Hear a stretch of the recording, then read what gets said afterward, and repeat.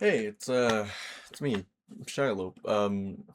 Yeah, I'm studying abroad in Japan, and I thought it'd be nice for me to, I guess, record my adventures and misadventures in Japan.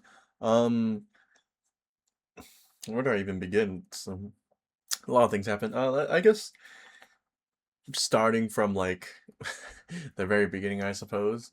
Um, before I started studying abroad, right? Like the literal spring break. I was super anxious, super nervous about, studying abroad in Japan. And some of my friends, right, they're like, "Oh, like why are you so nervous for? You're going to Japan, you're going to anime land, right? You gotta it's not gonna be or they thought I was like going on vacation or whatever. I've never really took this as vacation, right? Because I'm kind of forced to study. I'm forced to study abroad because it's part of my major, global economics, right? And so no, I never really took this as a vacation, more like oh, I have to go to another country to study, to study for what, 4 months, right? And I just went into Japan like that, and so far everything's been pretty all right. Classes are a little bit tough, but um you know it's all right. I guess to start off. Uh, I I made a few mistakes when coming to Japan, or when I arrived in Japan. There we go. So before I actually arrived in Japan, there was actually something like kind of funny that actually happened. So I took Zebair to Narita, right? I mean, I could have gone like, I don't know, different airline to go to Tokyo, make the travel between whatever airport I land at to Yokohama a lot easier, but well, I'm a little cheap. I'll admit that. But funny thing is, right? I took on the plane, right? On like Zebair, I chose my seat, right? I got like the premium whatever, right? And I get to pick my seat, right? I chose next to window. But the guy next to me, right, actually, um, he was actually he was randomly assigned the seat next to me, right? And coincidence, it's a coincidence, but he was actually another dude, same program, right? So I remember my thought process, right? When he's like first sat next to me, I was like, this guy looks like a solo traveler, and it's about like near the end of spring break. Something seems off. He looks around my age too. Hmm.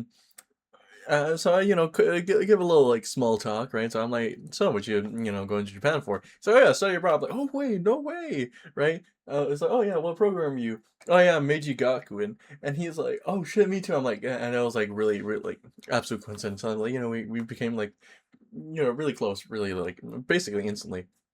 And what is it? Uh, we got along on the flight, and once we land, right, it's about like 8 p.m.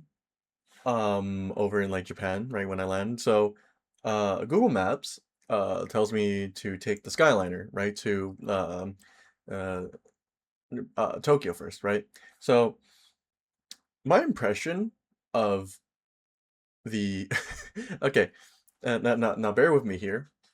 When they say Skyliner, you'd expect the thing to be like, above the surface, right? Or like some like kind of like because I've seen this in like America near SF or something like that. There's like rails and like they just float. I wouldn't say floating, but in the air, right? Trains just like hang off or whatever, right? I was expecting that, right? Because Skyliner, right, above ground. Yeah, it was underground. I wasted 40 minutes trying to find it. I went from Terminal 1, right? I tried to walk to Terminal 2, it didn't work, right? You can't do it from the outside, you have to do it from the inside. I didn't know that at the time, right? So I took the shuttle bus from 1 3 to 2, right? And that's when I figured out that it was underground, right? And before I actually arrived to the Skyliner, I actually had a Face ID like thing on the plane, right? So I did like Face ID, bought the ticket online, and I think I broke the Face ID machine because when I scanned my face, it popped up like, oh, file like 404 not found. I'm like, oh, okay, broke it, wonderful. Um, so yeah, that happened. I wasted like what, solid 40 minutes. Um, and then I take the train all the way to Tokyo, transfer to Yokohama, right? And that's where uh that's where my hotel is, or I thought, at least I thought it was, right? So I get off Yokohama Station, and I what is it? I go to the hotel, right? Fresca or Fresa or whatever, right? So I go to Fresa Inn, right? I try to clock in using, or not clock in, check in to the hotel using the self check-in. They asked for a QR code. I didn't have it, right? So I went to the front desk and asked, "Hey, I booked through hotels.com." And they're like, "Oh, like Wakata, Wakata." It's like they understand, right? So they go to the machine, right? And then they press the English language button, and a new button appears, right? It's like scan passport. I'm like, oh, okay, whatever, I guess, right? And so they scan it, right? All my information is there, right? And they're like, oh, shoot this. I'm like, oh yeah, whatever, right? And so get my check-in, or like get my check-in done, get the card, go into my room, get some convenience food, right? I was supposed to buy my like first like meal with this like 500 yen coin that I got from a friend back in Santa Cruz, but unfortunately I left that at I left that home. So sorry, Koos, if you're watching this. Um anyways, um so I get my food, blah blah, go to sleep, wake up next morning, see like this letter on the ground, right? I'm like, okay, that's weird, right? It's like under my door, right? So I pick it up, read it. It's like, oh, we had an issue verifying your information. When you check out, please go to front desk. I'm like, okay, that's weird. And go front desk, try when I check out, and they're like, oh yeah, it turns out you're at the wrong hotel. Yeah, I made the mistake of that. So apparently Fresa Inn has three, right? There's one in Yokohama, right? And then there was one in Totsuka, and then one was, and somewhere else. Um, I needed to be at the Totsuka one, right? Um, yeah. I went to the wrong hotel, but fortunately there was not much problems. You just have to call, other hotel, check me out, whatever. Oh yeah, another thing I have to mention is that like I brought my own PC here. It was like a mini PC, right? Because I had parts laying around. And I got stopped at TSA for it because they thought it was a bomb. Um, yeah. Anyways, another funny thing that's happened to me, I guess like right before school started, was so for a little bit of context, I hurt my ankle like about winter break, right? A couple of weeks, and what is it? Uh, I heard it in my sleep, by the way. I think I strained a tendon or whatever, and that was very fun. And I kind of did that again here. Uh, so I just like surprised myself for how able I am to accidentally hurt myself. One of the things I didn't expect to see in Japan was a Wendy's.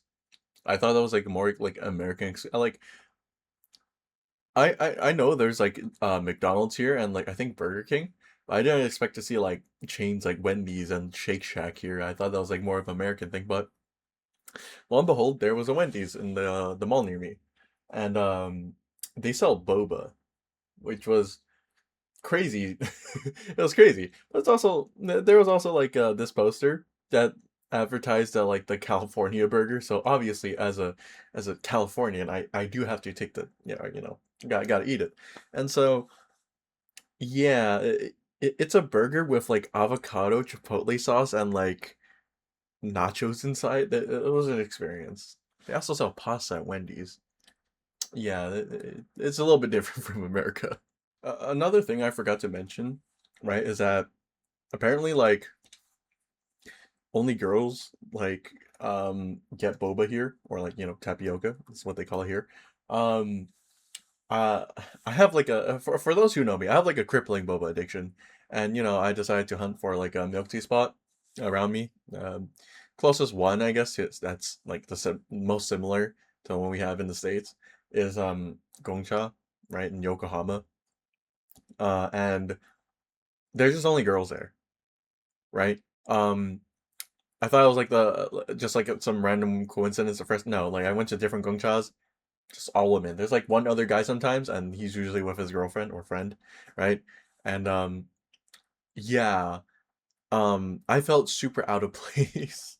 Yeah, after I arrived in Japan, I probably like went over like not went over, but like I had to do like orientations, whatever.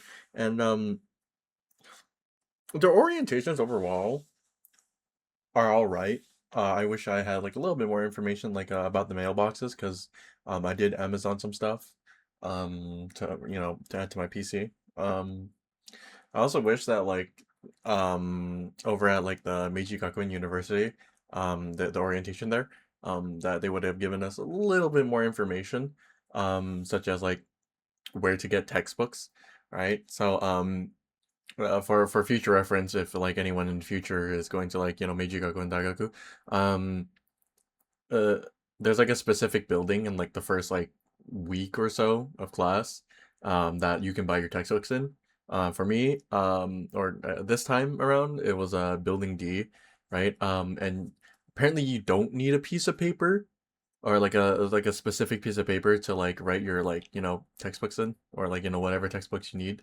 Um, so yeah, I would have done great with that information. I went to all the way to like I think Maine, Yokohama to get my book, so it was fine. So moving on to classes, the first thing I have to mention is that like I am taking intensive Japanese 4A here. It's not mandatory, or it's not mandatory to take a Japanese class here, but I did it because it's part of my major.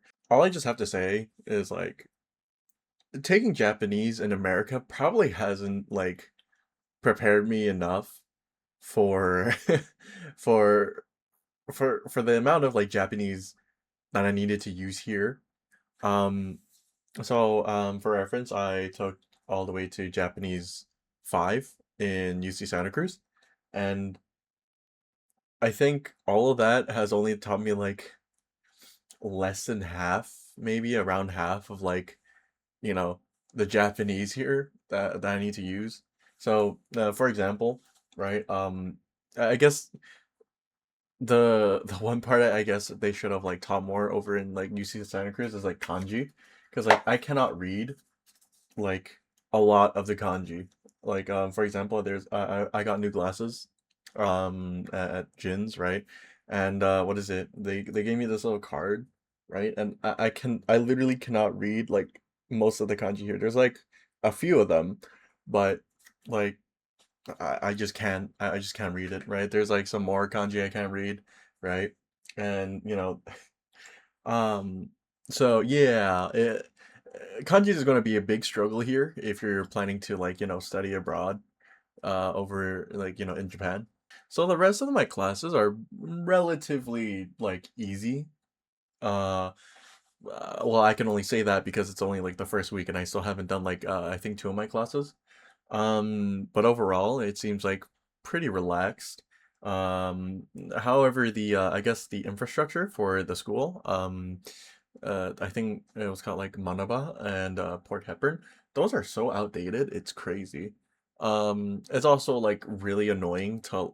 It was really like yeah, it was really annoying trying to get the Meiji Gakuin app on my phone because I had to what is it? I had to switch to a Japanese app store and download it there. And apparently the password for your account is like your birthday, I think, right? And I didn't know that. So I actually the first time around I actually got locked out the app. So I had to reinstall it. And yeah, I was able to log in overall, but yeah, infrastructure needs some modernization. Um, I mean, a lot of the apparently like a lot of the infrastructure in Japan needs like more like updates because they're apparently like still doing like paper stuff and it's really annoying. One thing I have to, I guess, say to like future MGU study abroad students is that you should maybe get the bus pass if you plan to like take the bus a lot, but that's with the caveat that you do take the bus because what is it? I bought the bus pass, right? Looks like a little bit hold on. It's like I don't know if I need cover information, so I'm just gonna do. Kind of looks like this. There's like the year, whatever, and there's like some other writing here. Um, you're gonna yeah. So that's a bus pass. You should just show that to the driver, and then he'll just like he'll just let you go. This works like when you're at the campus, right? So when you're taking the bus back and to the campus, right? And what is it? I don't know if I would say I would regret buying this ticket because it's only been like what, only 1 week. But I've been walking quite a bit from and to campus. That's because like there's just like an absurd amount of people. Like there's just an absurd amount of people just taking the bus, right? Like the lines are insane at times, right? It's like uh, astounding, right? And a little bit a little bit of a, like an embarrassing thing that happened today is that I didn't know there was like this express bus to school. So um when you live at the was it International Student Housing or MISH, right? The buses are like at the what is it? At like the train station right on pub or like on the roads, right? That's like platform 8, right? And on the ground, there's like four lines, right? One for Meiji Gaku and Daigaku, right? And then like three other ones for different places, right? And usually you would line up for on the number one, right? Because it's Meiji Daga, Meiji Gakuin. Um, but this time, right? There's just like this separate line, or like the separate area where like people were standing, like other students were standing. I'm like, that's weird, right? Like, why are they standing there? Like, and like my Japanese isn't that good, but I'm also like really shy, so I decided to wait at like the number one line, right?